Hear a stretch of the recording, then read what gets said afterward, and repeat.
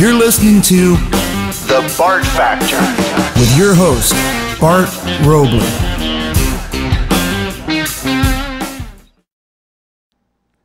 Hello, everybody. This is Bart Robley. Welcome to this edition of The Bart Factor.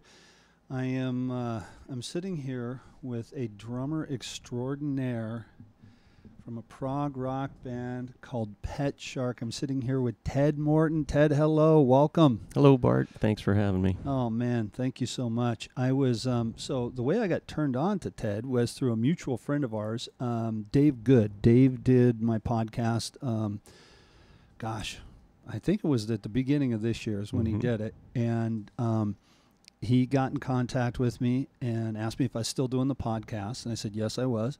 And he told me about you. And so I went on and started watching some videos. And I watched your Soul Tone video and watched some other stuff of Pet Shark. And man, dude, you can play. Oh, thanks. You bet. Well, thank you so much again for coming up here today. And so you and I went out to lunch a few weeks ago. Yeah. Had a great time. Yes, we did. And had a nice lunch. And what you told me kind of how you got started in the music business. So what I like to do in these podcasts is just that. You know, it's talking to drummers and just finding out how they got started and what got them turned on to music. And hopefully we can help the next generation of musicians and drummers, and they can kind of learn from, from what we've gone through and stuff like that. So how'd you get started? What did you do? How'd you get started playing music? Well, a real quick synopsis would be starting all the way back to age of 5 when my mom had me in piano lessons. So we had a piano at the house, and this old German guy named Mr. King would show up and crack the whip on all of us kids. Because I come from a family of 9 kids. 9 kids, man. Yeah. And where are you in that? I'm the 7th. You're the 7th. Yeah, so there's 4 boys and 5 girls. Okay. And one of my sisters has since passed, and my father has passed. But everybody else is still around. And so I started on piano, played piano for a few years, and it wasn't the Mary Had a Little Lamb stuff. I mean, it was like, waltzes and all that kind of crazy classical stuff, at such an early age. And all my older brothers and sisters were playing very well and proficiently and all that stuff. And I just kind of gravitated to it. And so I really wanted to play the trumpet. I mean, this whole time I wanted to play drums, right? Right. My mother used to bring me to the Downey parades because I grew up in the city of Downey. Okay. And when the marching bands would come marching down the street, it was just so powerful. Oh, yeah, yeah. And I was so enamored by the drums, I was like, I've got to be a drummer. Right. But my mom was really reluctant to allow me to become a drummer. It takes special parents to raise a drummer, as you know. It does, man. It does. I wanted to start on drums, but I started on saxophone. And I remember my dad brought home a saxophone. I was like, where do I hit the thing? Yeah. Anyway, I'm sorry to interrupt. So you went from piano to trumpet. So then we got a trumpet for Christmas one year, and I had to share it with my brother. Okay. And who was a year older than me, or one of my brothers anyway. And I sort of, like I said, I was maybe more musically inclined. I don't know, or maybe it was just a desire thing. But I was playing the trumpet a lot more, and we shared a mouthpiece. So you shared a mouthpiece. So I remember when we went to Downey Music Center. And my mom finally bought me a mouthpiece for my own mouthpiece. That's great. You got to share the trumpet, but you get your own mouthpiece. Yeah, exactly. So if your brother has a cold, you don't catch it. Precisely. I mean, we passed everything back and forth anyway, so who cares, right? Right. But anyway, so played trumpet for a few years, and then my older sister Robin, she was taking guitar lessons. She was taking classical guitar lessons, not electric guitar. And not even a steel string acoustic guitar. It was all nylon string stuff, classical music. Wow, okay. The Frederick Node stuff and all that stuff. Right. So I was really digging what she was doing. And so you remember those old blue chip stamp I do. Places and stuff, Yes. like those old stores that, you'd get all the blue chip or the green chip stamps. Right.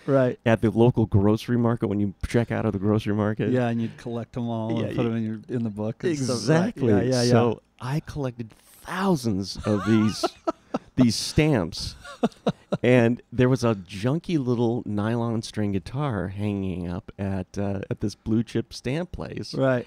And so I remember, I'm like 10 years old, and I'm like, I'm gonna get that guitar, and so I saved up all those stamps, and wound up cashing them all in and coming home, and I was so excited about having this junky little guitar. Right. But I played the crap out of this thing. Right. And that year, my parents were like, "Oh my gosh, he's really taking to this," And my sister Robin was the one who was teaching me. She was my guitar teacher. Oh, wow. Okay. So she was passing along all the lessons that she was taking. So she'd go take lessons and then come home and teach you what she had just picked up. Exactly. Okay. So, so my parents bought me a real nice Yamaha acoustic guitar with nylon strings, and so continued on that journey.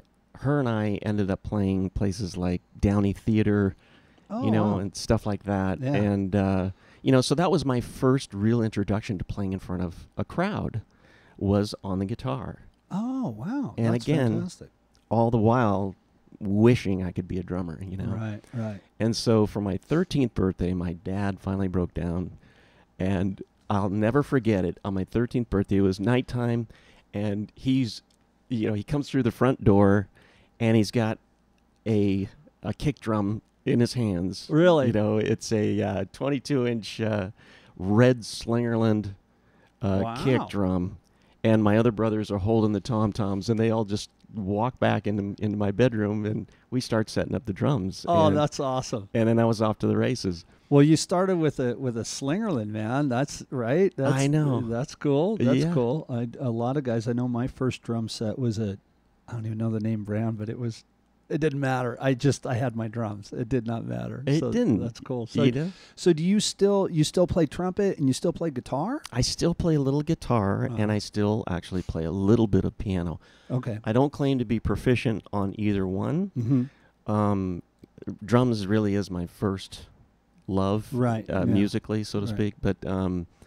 But I do dabble in guitar, bass, and piano. So you played how many instruments altogether? How many? did you play? I would say probably 5. Wow, that's Yeah. great. That's Yeah. fantastic. So you can. I mean, Because I dabble a little bit in the flute as well, and Mhm. stuff like that. So like in one of the Pet Shark songs, I play a Native American flute. as Oh, well. that's great. So yeah. that's fantastic.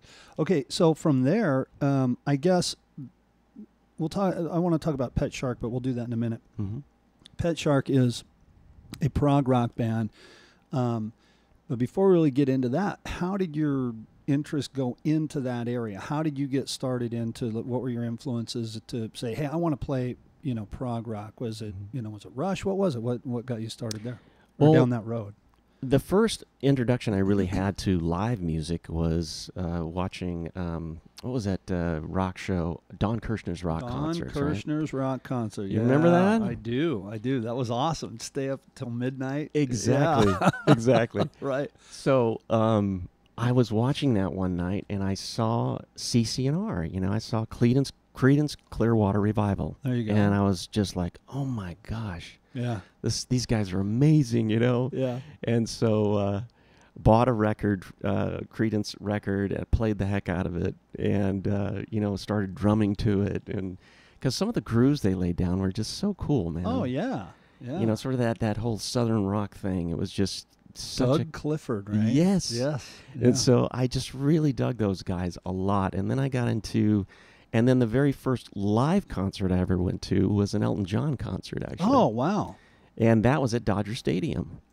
Okay. Crazy enough. Yeah. So yeah. an old friend of mine, this guy named Bobby Richardson, I think we were like 13 years old when Elton came to town. And so we got tickets. His dad drove us down.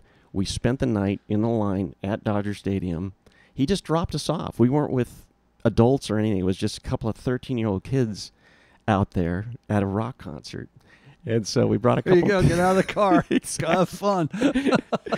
So we grabbed our sleeping bags and just literally slept out there on the curb, waiting to get into Dodger Stadium. Really? And Well, you were the seventh kid, so and they're like, yeah, you can't get hurt. Get out of here. exactly. They were like, go ahead, go have fun. Go have fun. You know. You're lucky he gave you the sleeping bag to take Exactly. with you. Exactly. Yeah, we were lucky to have the sleeping bag. Right. So we stayed for the whole show. It was Emmylou Harris, Joe Walsh, and Elton John. Wow. Yeah. No kidding. So yeah, and so that was my kind of a first introduction to Joe Walsh as well. You know, Rocky Mountain Way and all that stuff, and I really dug his music too. Yeah. And so so you originally asked, you know, where did it begin? And well, that's kind of where it began, Right. and then it just kind of grew from there. As soon as I heard Led Zeppelin on the radio, I was an instant John Bonham fan. Oh yeah. And he quickly became my favorite rock drummer of all time. I mean, you know, next to Ringo, because my brothers and sisters would play Beatles records all the time and the Doors records all the time. And stuff like that. Carly Simon and Simon and Garfunkel and, you know, all these different bands I got introduced to because of my older brothers and sisters. So I guess I was lucky in that respect, you know. Yeah. I got a real wide array of musical stuff thrown at me at a very early age. Right. You know what's funny? As a side note, every drummer that I talk to, like I don't care what kind of band you play in, they all kind of have the same stories of how they started. You know, and everybody's story is different, right? I started doing this and I did that and then I played this and I was really into this music and then I heard Bonham. And everybody says the same thing. There was something so special about, you know, what he did and the way that he did it and his touch on the drums. It was so deep. I remember I was and still am. I was a huge Kiss fan growing up. I was one of the little kids that ran around and loved Kiss. And I was staying at a friend of mine's house, and he was like, well, bring over, because I boasted that I had every Kiss record. Yeah. He says, bring your Kiss records. And so I brought over my Kiss records, and his brother hated Kiss. His older brother hated Kiss. And he goes, have you ever heard Led Zeppelin? And I was like 11. I'm like, who's he? Yeah. Who's that guy? Who's that guy? It's a weird name. And so he put on, and the first song I ever heard was Black Dog. And I was 11 years old. I was like, I don't know what that is, but that is cool. Oh, and, yeah. So anyway, I interrupted. I'm sorry. So go on, finish it. So, I mean, and speaking of John Bonham, I mean, the things that really intrigued me about him was just his pocket, his groove. Yeah. Was just so amazing. Right. And the power behind the way he played and just the sound, the way they recorded him was phenomenal. Amazing. You know? The stories, the history behind how Led Zeppelin recorded those albums and how they did that catalog is, I mean, that just a history lesson in and of itself for the younger generation of musicians. You know, I mean, the way that Jimmy Page produced those records and how they did all that stuff, just phenomenal. Just really phenomenal. Amazing. Yeah. And they played such a wide variety of styles. Yeah. As well. Right. They're known as one of the greatest heavy metal bands of all time, but I mean, they have more acoustic songs than anybody out there. It seems like, you know, in that genre anyhow. Exactly. So, so from there, I went to I loved Genesis. As soon as I heard Genesis on the radio, I was an instant fan because there was something about the way they orchestrated their parts and all that kind of stuff that really hit my soul. Right. You know, it was complicated enough, but simple enough to where, you know, you could understand what was going on. Right. And then also, and you speak about Kiss, I woke up to Kiss Alive almost every day after that record came out because my brother had the record. Right. And he would blast it in his bedroom, which was next to mine. And so, yeah, love that record. That's awesome. But then also got into Yes. And crazy enough, I had this old Schwinn Stingray and this green Stingray, you know, the old banana seat, you know, with the big Stingray handlebars and all that. So I taped a cassette player to the front of this. You taped it. I taped it to the front of my Stingray, and I would blast "Yes, Fragile" throughout the neighborhood. I felt like if I dig it this much, everybody's going to dig it. Everybody's got to love you. Everybody has to dig this stuff. So I loved all that progressive rock stuff from early on. And then I remember seeing a little-known band called Rush, and they opened for Ted Nugent at the Forum. They did. My brother and I went to this concert, and I was blown away by those guys, man. So, what album was it? Do you know? It was right when 2112 came out. Oh, okay. That was my first introduction to them. Yeah. And then, of course, after that, I bought the whole back catalog and all that stuff up to that point. And then I was a fan forever, right. And I can't even count how many Rush concerts I've been to. Yeah. And then, through the years, I went to, I just got into all these other prog rock bands like Porcupine Tree and Dream Theater. Right. I was a big Dream Theater fan. Right. Still am to this day. And I just love all that complicated sort of, I guess what you might call math rock or prog rock. Right. Now let's go ahead and jump into Pet Shark, because that's kind of like when I hear Pet Shark, that's what it reminds me of, a cross between Rush and Dream Theater. It just does. That's what I hear when I hear that band. Mm-hmm. How did that band come to be? How did you do that? Well, we started out as a 5-piece. I mean, anybody knows Pet Shark knows that we're a 3-piece band. But we started out with 5 people. One day we all convened at my house and had the first band meeting. Start with the meeting. Yeah. So we here's how we're going to conquer the world. This is how we're going to do this, guys. Yeah. So we had a singer, we had a keyboard player, bass, and of course me on drums, and Keith Moreland on guitar. And after we told the guys, we were all asked to come in with samples of stuff that we might like to play, and so throughout the day we started jamming and sort of figuring each other out. And then at the end of that meeting, 2 of the guys left. So actually 3 of the guys left. So the bass player, the keyboard player, and the singer, who also played acoustic guitar. Okay. They were like, guys, this is a little bit much for me. I think we're better off going somewhere else. And good luck. Right. And so Keith Moreland and I were looking at each other going, oh my gosh, what are we going to do now? And so I was just like, I had a home studio at the time. I was recording digitally and all that kind of stuff because I had produced a few records up to that point. I was playing with other people and stuff like that. I mean, I really didn't get along, get into my specific resume of who I've played with, but I've been fortunate enough to play with some known people, Well, talk to me about that. Let's talk about that. Let's back up a little bit. We can come back to the Pet Shark thing. Talk about some of the people that you have played with and some of the notable people that you've worked with. Well, it was primarily started in the Christian realm, in the gospel realm, because I started playing worship music at Harvest Christian Fellowship. Oh, okay.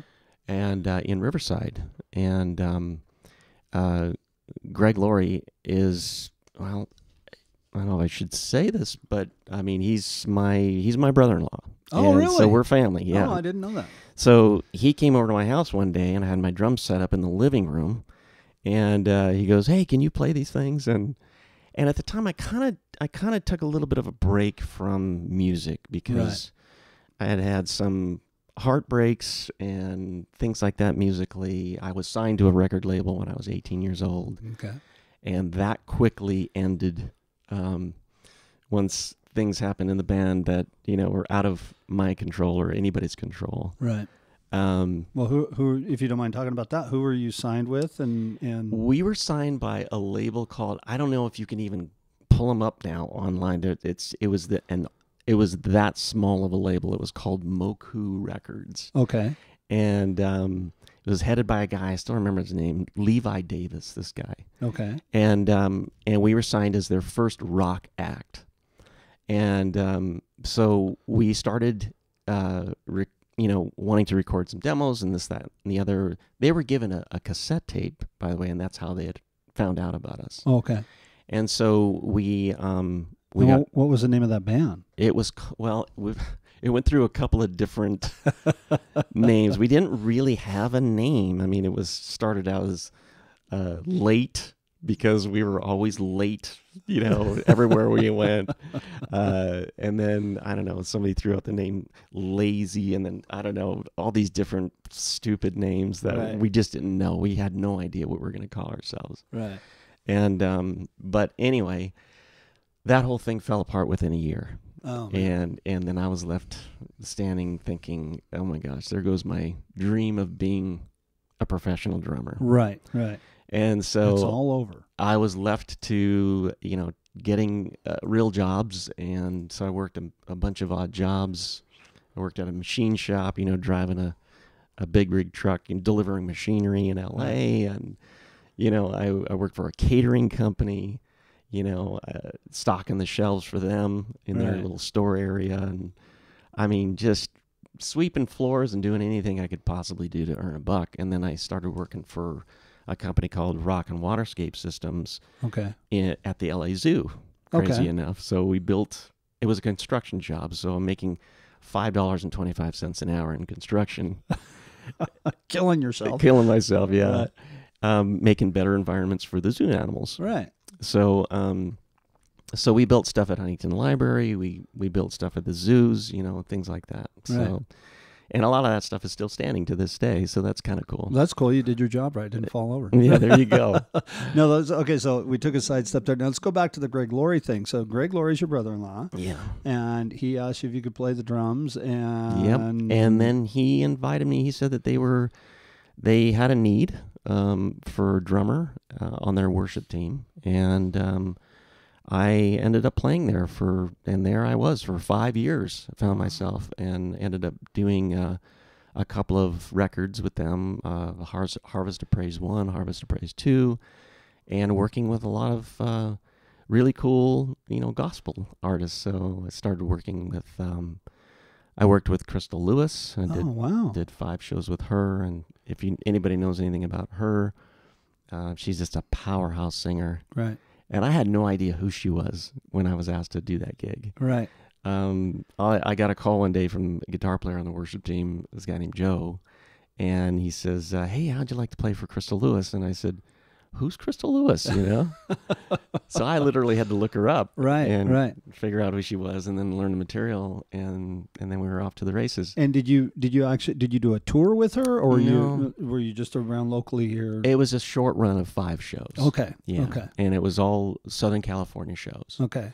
And I don't know that she works with a band that much. Right. I think she mostly, I don't know, she works probably mostly with tracks and things like that, but I'm not sure. But okay. I know she's worked with bands, but I was just one of those guys, That's cool. Just a hired gun. Okay. And then so now Pet Shark comes to be. Let's go back to that. And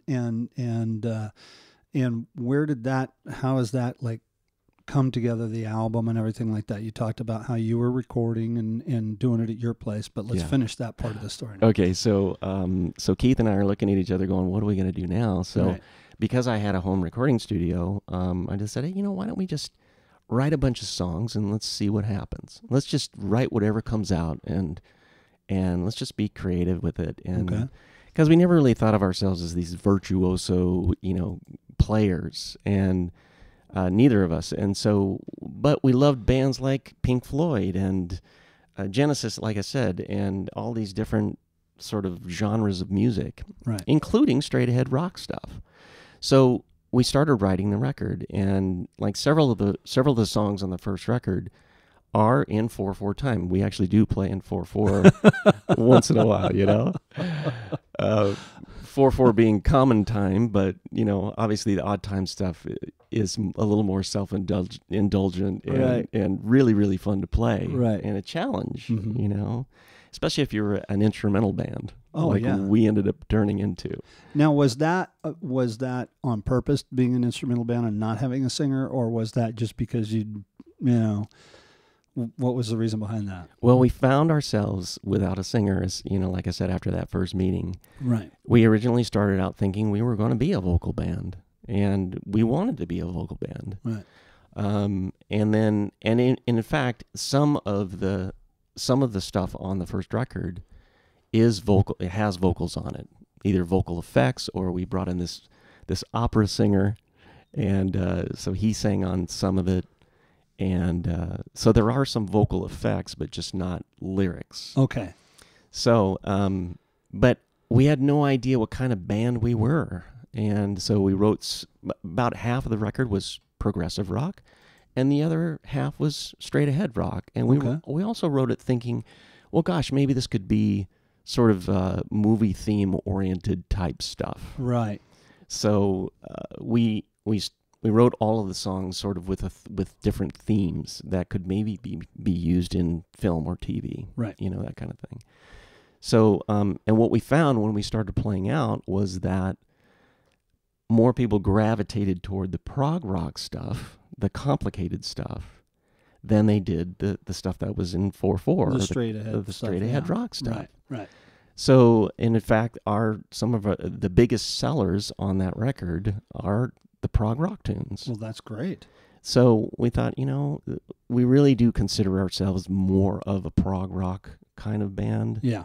Or an art rock kind of band, I guess you could say. And so the second record, which is due to be out soon.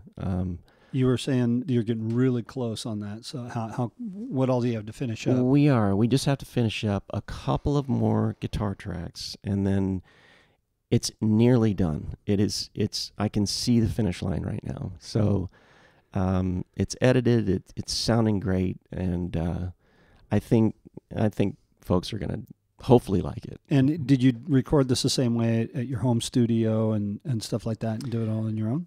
Well, that's another long story. How much time do we have? That's okay.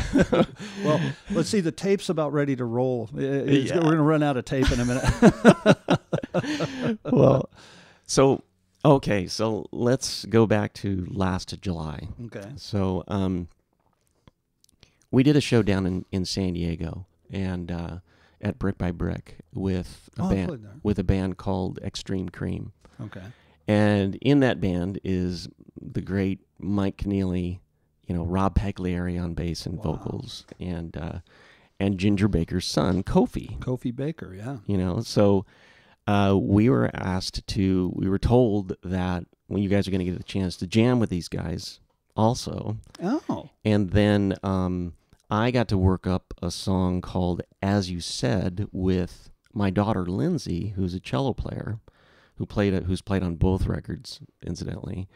And so because that song has a cello part that Jack Bruce played, I guess. So we ended up working up those tunes. We were direct support for them. So my drum set was set up right next to Kofi's, and they said, "Oh, you're probably going to get to do a little bit of a drum solo with Kofi as well." So I did. I got a chance to play double drummers with Kofi. Do the double drummer, and trade solos, trade eights basically with Kofi. That's awesome. Which was really fun. I bet. Never really had a chance to do that, and to be able to do it with those guys was just such a treat. You know? And so after we were done with that gig, Mike Keneally comes over, and he looks over the top of my drum set at me. I'm sitting in the drum chair, and he goes, "I really like your band." And I was just like, I was kind of dumbfounded, I was like, "Oh my gosh, Mike Keneally likes our band," And all I could think to say was thank you, Well, yeah, that's great. Yeah. So then we had a nice conversation out in the parking lot afterward. We were all loaded up and ready to get out of there, and I asked him if he was interested in working with us, and he said, "Well, I don't know. Let's, send me some of your demos." So we exchanged numbers and emails and whatnot, and I sent him the demos for this new record. For the new one that you're working on now? Yes. Okay. And he wrote me back this long email saying, that he really loved the material. And in a nutshell, I'm giving you the Reader's Digest version right now. That's fine. So we exchanged a few emails and whatnot, and bottom line is I scheduled studio time at this studio up in Redlands, and we ended up going in there and finding out real quick that maybe it wasn't the best decision to go in there. I mean, having Mike there was amazing, right? And he brought a spirit of calm and just he was such a great guy, such a neat, gracious, nice man. Right. And I have an RV, so I parked my RV out in the back of the studio. We were there for 8 days. Oh, really? So you lived out there? So I lived out in the parking lot in my RV. Okay. So for the first 4 days, I was tracking my drums, and then on Thursday night, Mike came in, and he ended up staying with me in the RV for the next 4 days. Okay. So I got a great chance to meet him and talk to him, and just kind of hang out. and just kind of hang out and just become friends. That's cool. And he's just he's such a cool guy. He's really, really a gem of a person. That's great. Now you said it wasn't such a great idea to go into the studio. Do you want to go into that, or it just wasn't? Yeah, probably shouldn't. Yeah, but okay. I mean, I don't really want to say anything negative. No, I get it. I get it. Bottom line is, yeah, we could have benefited from a better experience, I suppose. Yeah. And so I ended up going into another studio and retracking my drums, and then So you redid them. Yeah. So there was some issues that I won't get into here for the sake of time, but we and for the sake of keeping it positive, but I ended up going into another studio and retracking the drums, and with a good friend, a guy named Rob, and he was gracious enough to allow me to go in there for a good price and all that kind of stuff. But then when I finished there, I was thinking, I really just want to do this myself, because I felt under the gun. I only had a few days to do it, and there were some changes I wanted to make, and you know how it is when you write songs. Yeah. Keith and I write all of the songs together, so we're kind of a 50-50 writing partnership. Right. And so there were some drum orchestration things that I wanted to redo, and so from the first to the second studio, and then I ended up building out my own home studio. Right. And so I retracked all of my drum tracks at my home studio. So then, is that the third time? Or that was the third time. The third time. Wow. Yeah, okay. Which seems excessive, right, to some. But I was just, feeling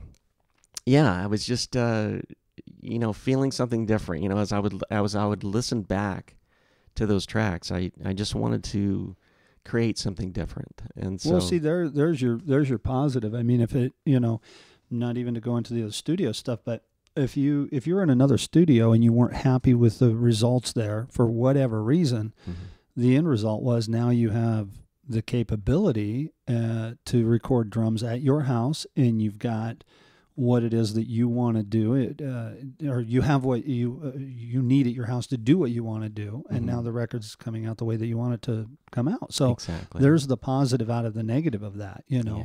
And sometimes I think, for the younger players out there, I mean, I've been in a million studio situations where, you go in expecting one thing and it becomes another. And I think sometimes you get refined by that. One of my favorite drum teachers in the world, Dom Famularo, oh, yeah. Dom talks about, man sharpens man like steel sharpens steel. And sometimes, you got to go through those negative experiences to get a positive out of it. So I think that's, I think it's cool, because now 3 times, they're definitely going to be right now, and you can do it on your own. That comes from Proverbs 27:17, actually. Yeah, right? there you go. Yeah. And how long did you? So on the recording of the tracks on your own, okay, how difficult is that to record and play? It's a little bit of a challenge, but because of technology today, I'm working in Logic Pro 10 right now. Oh, okay. And so I was just going to ask if it was Logic or Pro Tools or what. Well, there's an adjoining app that you can get, right, for your iPad, and so you can literally, if you screw something up in a part, you can back it up and retrack it. So it's one of those deals. You can hit record as many times as you want, and you can kind of not edit on the fly, but you can record on the fly, right, while sitting behind the drum kit. Okay. So I literally tracked all of my drum tracks by myself. So I didn't have an engineer in the studio. I was engineering it myself, and I would just hit record, and and just go for it. Are you guys producing it as well? Is it Yeah. you have anybody coming in and helping out with that? So Mike Keneally is a co-producer on the record. Okay. I'm co-producing, and Keith Moreland is co-producing as well. That's great. That's fantastic. And I, again, with production, you definitely learn a lot there too. You know? Yeah. So let's take a sidestep over here now. So, you're still playing on worship teams, is that correct? I am, yeah. In fact, I just played last weekend at Compass Bible Church in Aliso Viejo. And I've played at many churches all the way from San Diego to Los Angeles, So. And then is that something that you do regularly? I mean, like every week? And no, I don't have the time to do it every single week. Right. I probably do it. Well, I haven't done it for about a year. I took a little step back, and then I was recently asked to play at Compass just this last weekend. But like, for instance, the weekend before that, I was playing with Pet Shark down in San Diego at Brick by Brick. Right. And then the following day, I was hired by Cabaret at the Merc to play the music of Elton John. That was going to be, that segues me into that, because that's what I was going to talk about when you talked about the first concert you went to was Elton John. Mm-hmm. And then last week, say it again, it was a Cabaret, please say it again. Yeah, it's called Cabaret at the Merc. Okay. And actually, the guy who originally recommended me for that gig was a fantastic drummer named Bill Ray. And I don't know if you know Billy Ray or not, but he's a great drummer. He used to be the drummer in a local band down in San Diego called RDG, and that's where I first met him, because we'd done a ton of gigs with those guys, great guys, and that's where I met Bill. And then Bill moved up to Seattle, and so he's up in the Seattle area now. Okay. So, but he was the one who recommended me for that Cabaret at the Merc gig, and the first gig that he recommended me for was just all a bunch of show tunes, Right. And I hadn't done any real, like, just reading, right? Like reading the black dots, Right. kind of reading, not just rhythm charts. Right. Not just reading the cheat charts saying 16 bars and go. So I was kind of freaking out when I first got the gig, because I mean, when they sent me the music, it was like 5 pages long, Right. And so I taped it all together and printed it all out, stuck it up on my music stand, and I'm thinking, oh my gosh. Right. It was kind of daunting, because it'd been so long since I had really had an opportunity to play like that, because most of the stuff I'm playing is by ear, or I'll just make my own notes. I'll do like a modified version of the Nashville method or something. Okay. Or, I've got these cheat sheets, a single sheets that I use, Right. Which I just called lead sheets, and Like for church gigs and stuff like Yeah, that. Yeah. exactly. Yeah, that's what I do too. Same thing. and Just- many of the churches that you play, they'll provide the rhythm charts, or they'll provide at least lyric charts. Yeah. With little notes and things like that, like Yeah. hit here, or go big here, or something like that. Right. Right. So so I was freaking out a little bit. I actually asked my daughter, who is a cellist, and went to Biola University playing cello, and so she was really adept at reading. And so I brought her in one day. I was like, okay, I just want to make sure I got this right. Help me out here. She's standing behind you going, count. Yeah. So, I was grateful to have her sort of walk me through some of that stuff, because I was a little intimidated. I'm going to be totally honest, but it really stretched me out. Oh, yeah. As a musician, as a player, and it kind of got me back into that mode of, oh my gosh, I got to be on my reading game too. Right.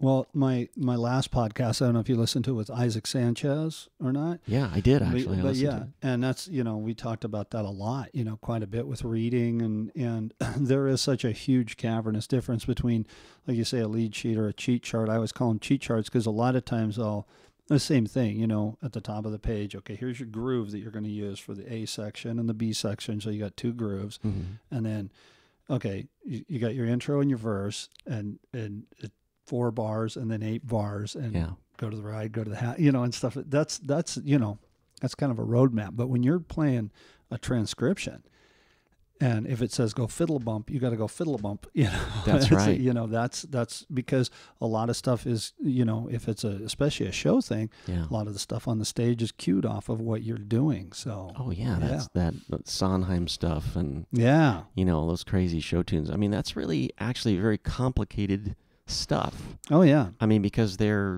it's all geared to tell a story, right? All Yep. that music is for the story. Right.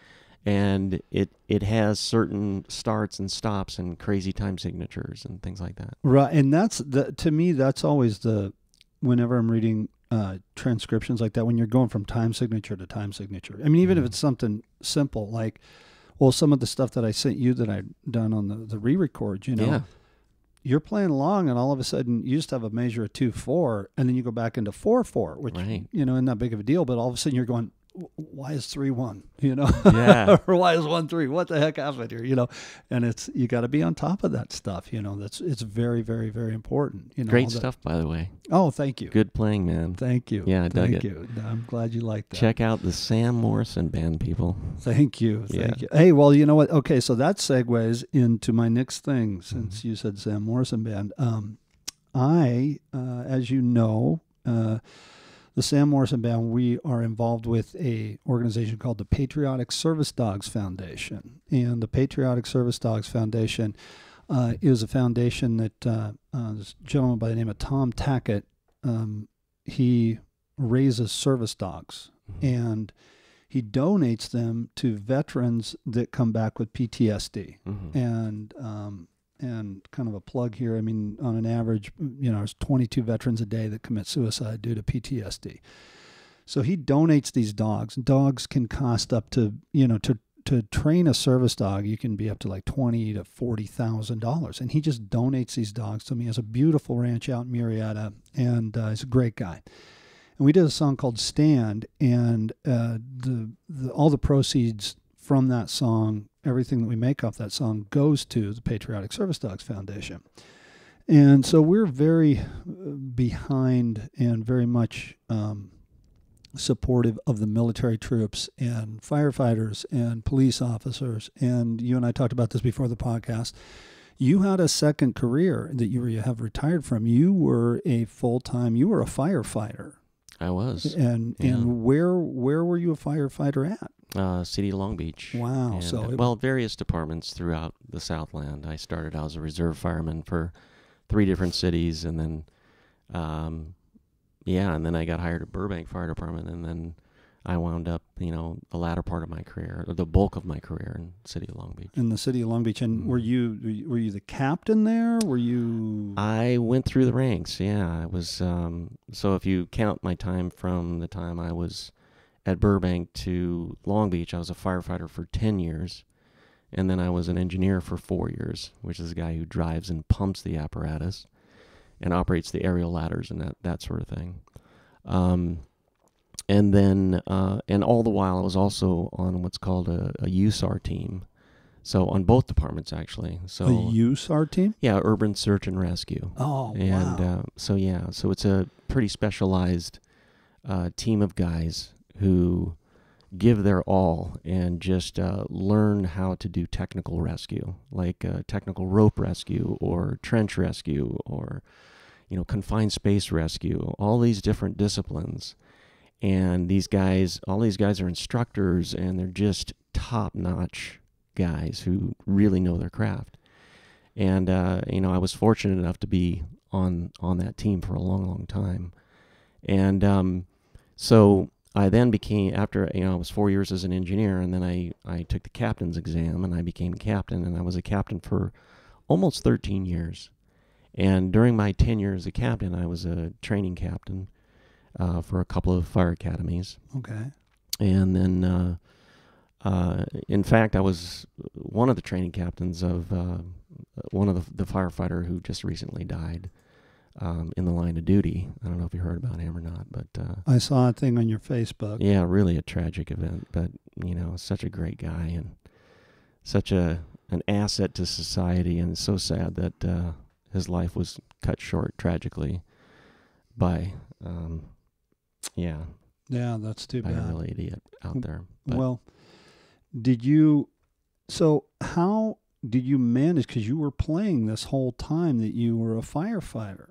I was, well. yeah. And I'll go as far as to say, playing at quite a high level. We're not talking about, you were in a Weekend Warrior garage band. You were playing, and you were playing on worship teams, and it was Pet Shark was together through this. Mm-hmm.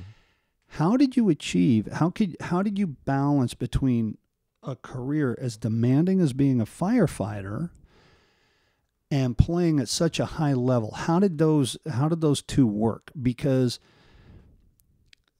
I can't even imagine or fathom what it must have taken to have accomplished that. Yeah, I mean, even toward the later part of my year, of my tenure as a firefighter, I promoted to the position of battalion chief, and then I ended up. That was my watch. Was it? I told you I don't edit this stuff out. No, no worries. I have on my smartwatch that my wife bought me, and every once in a while it's not that smart. It decides to start talking to me. Yeah. That's okay. Hey, it's comedy relief. Sorry, we're talking along in this deep moment about a firefighter, and my watch goes, "Hey, man." Sorry. So anyway, my watch interrupted us. Life happens. It's okay. Anyway, I promoted to battalion chief, and then very shortly after that, I was promoted to assistant fire chief, and then I ended up retiring as assistant fire chief. Okay. So it was a fantastic career. So that was really my number one career. That was my primary focus, was being a firefighter. Right. And I would say that, I played at a high level. I played, for many different artists and made records and all that stuff during that time on my days off. Yeah. And like you said, it was at a relatively high level. So I would say I was a semi-professional player throughout my professional career as a firefighter. Right. And the one thing I would say is, you said, how do you balance that? Well, the way you balance it, the way I balanced it is early on in my career, I had gone to time management classes and, gone through the whole Franklin Covey thing about time management and all that stuff, and read lots of books on how to be successful. And, my mother was big into all these, positive thinking tapes that she would play as we were riding to school when we were kids. So it really started from an early age. And I would consider myself to be a fairly driven individual, I guess. I don't know, some people are like, oh, you're such an easygoing guy or whatever, but I think it's the old duck swimming on top of the water. Right. They look real calm as they're going across the water, but underneath they're paddling like mad. Yep. Well, that was me. I was just paddling like mad, and I always really wanted to be a musician, and I just love music, and I just love the whole process of music. Right. And even when I was practicing in my bedroom when I was a kid, I just practiced for 5-6 hours a day. I mean, I was that guy that I just loved to practice. Right. I know that sounds odd. No. But, and some people hate to practice, but I actually really love the process of just practicing. I think that most, I think what I have found over the years, most people hate to actually sit down to practice. Yeah. I tell that to my students all the time, because when you sit down to practice, you're sitting down to do something you're not good at. Yeah. I'm not good at this, and I've got to practice it. And so once you get past that mindset of okay, I'm not good at it now, but if I sit here for 10 minutes, 20 minutes, 30 minutes, 2 hours, 3 hours, 4 hours, then I'll be good at it. I think it's that initial thing. Yeah. Because once you sit down at the instrument, you love it, and you start geeking out and tweaking and making it work, know. And so anyway, I'm with you. I know I love practicing, and there are people that don't like to practice, but I think that practicing can be a great time. It's fun. Yeah. And I think I took a lot of the disciplines from being a firefighter and really transitioned them over to my daily life too, because I've had people walk into my garage and go, "Oh my gosh, this is the cleanest garage I've ever seen." You must have walked into the studio and go, "What happened?" I know. No, this is totally fine. Don't worry about it. You're good. Anyway, but you walk into a firehouse and I don't think you've ever seen you never see a dirty fire engine driving down the road, Right. They're just sparkling clean, Yeah. for the most part, unless they're coming back from a brush fire or something. Right. And the same thing in the station, you have a set day for certain tasks. You have a certain days you clean the windows. You have days that you do the floors. You have days that you do the brass work and all that kind of stuff. And so, which is really kind of a militaristic thing, I guess, or a paramilitary sort of discipline thing. Yeah, completely. Yeah. Where, and I definitely transition there, or that just carries over into my normal everyday life. And so I wake up and I have a list of things that I want to accomplish that day. I may not get to them all. Yeah. So, and always one of the things on my list is practice. Right. Practice for at least 2 hours, or an hour. If I've only got an hour that day, I'm going to practice for an hour. Yeah.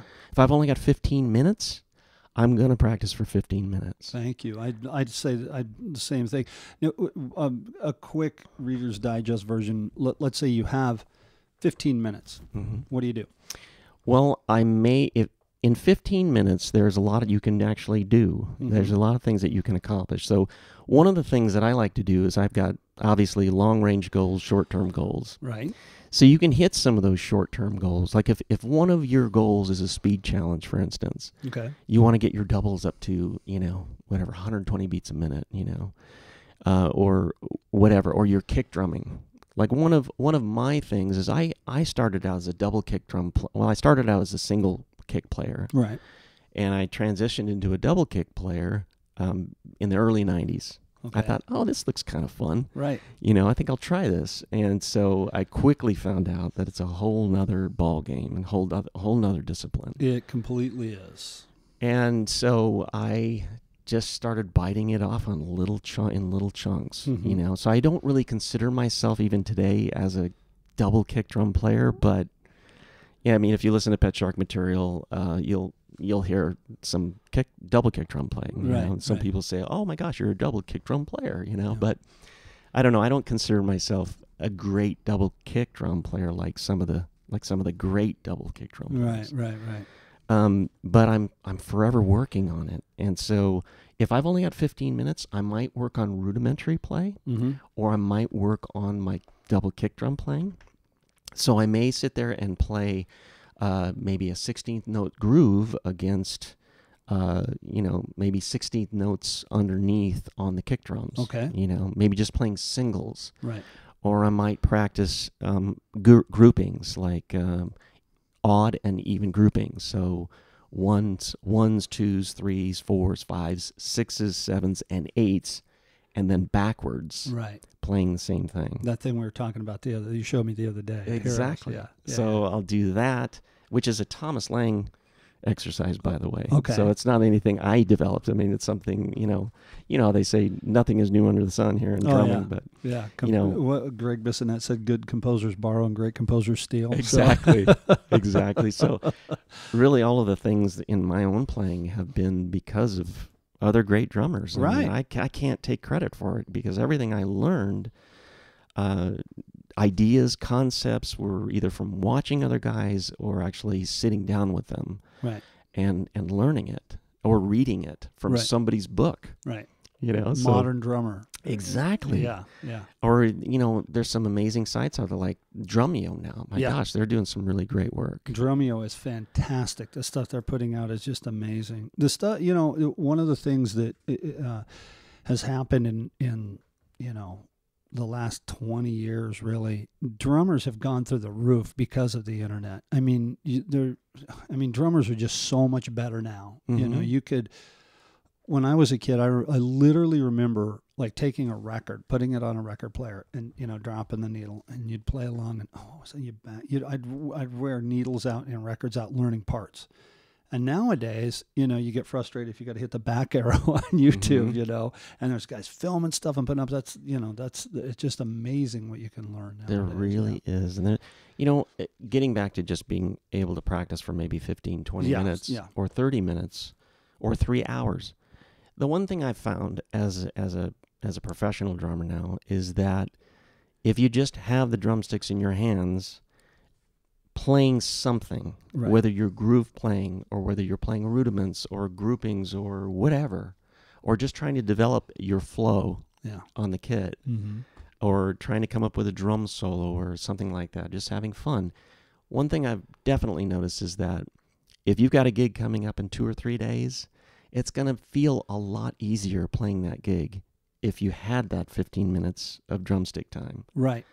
Would you agree? Oh, completely. 110%. 110%. You know, it's 0 plus 0 equals 0. That's right. And so if you don't put the time in and then you go to sit down and play, you're going to feel stiff. You're going to feel, you're not going to flow around the kit like you said. In your practice time of learning new stuff, like, okay, you talked about rudiments and this and that. What about songs? You ever just sit down and, hey, I want to learn this song for no reason whatsoever. I just want to know how to play it. You still do that? All the time. Excellent. Yeah. And the recent song that I've been sort of working on and trying to emulate, if you will, I always try to put my own twist on things, I guess. But Regret Number 9 by Steven Wilson. Okay. Is to me the groove that Marco Miniman laid down in that whole song. It's kind of a 2-part song, and man, it is just such a great drum song to learn if you're an aspiring prog rock kind of drummer. Yeah. It's just got some neat stuff in there to learn for sure. That's awesome. That's kind of my latest thing that I've been sitting down and just having fun with. Yeah. And through the years, I've done that with a lot of different music, and of course, playing in various cover bands too is and having to learn new music, because I feel like I'm having to learn new music all the time. Yeah. Because I'm working for other musicians, Yeah. and so if you're a working drummer, you're going to have to learn that artist's music as closely as possible and try to emulate it as best you can. Learning songs, it's one thing to practice and work on your chops and work on your craft, work on grooves out of a book. I have a whole practice regime myself, but learning songs and being able to do it quickly and make yourself cheat charts and all that sort of stuff. There's an art in and of itself right there. So thank you for saying that, because if you're going to work with other artists and you're going to play with them, you're going to have to know their stuff, and they want to hear it like it is on the record. That's how they want to hear it. For sure. So real quick, back to I want to go back to the Pet Shark thing. You guys have a new album coming out. How long was the first album out for now? It's been out since November of 2011. So Okay. it's been out a number of years, and people are like, "Come on, man, what's the deal?" It's time for a new record, and we agree. I got to track my drums 3 times, man. I know. I'm kidding. I know, it's terrible. But what? Okay, so let's touch on this. Who all have you guys played with? You guys have opened up for some notable people. You were talking to me about that. Tell me about that. Who all have you guys played with? We've played with so many different artists now. We've had a chance to play with Oz Noy, where Dave Weckl was the drummer. We've played with Brand X. You remember Brand X from the 70s? Yes.